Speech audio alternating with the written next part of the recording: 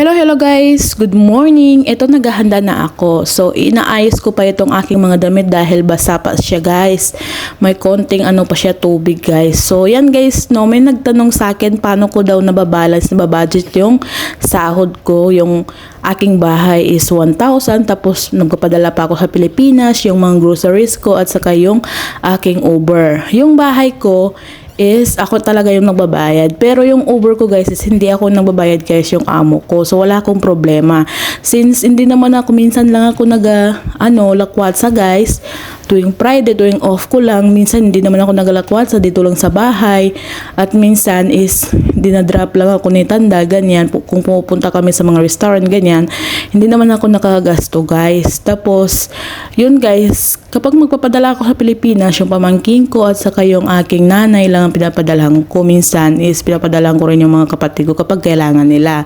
So, ganun ko pinagpagkasya yung pera ko, yung 2,500 na sahod ko. Tapos, yung the rest na natitira sa akin, mga konti-konti, is binibili ko ng aking secret investment. Charot, secret investment. So, ilang buwan na akong hindi nakabili ng secret investment ko. Char, may secret.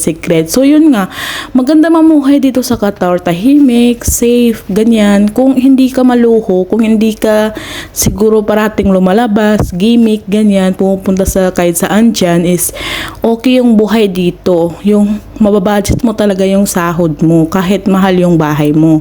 So, para sa akin is maganda talaga mamuhay dito sa Qatar. Kasi nga, feeling ko kasi dito is parang safe na safe ka, maraming trabaho kapag masipag ka. Kapag mawalan ka ng trabaho is maghanap ka, uy, wag ka umuwi, wag ka mag-isip na mag-uwi na lang ako, ganon.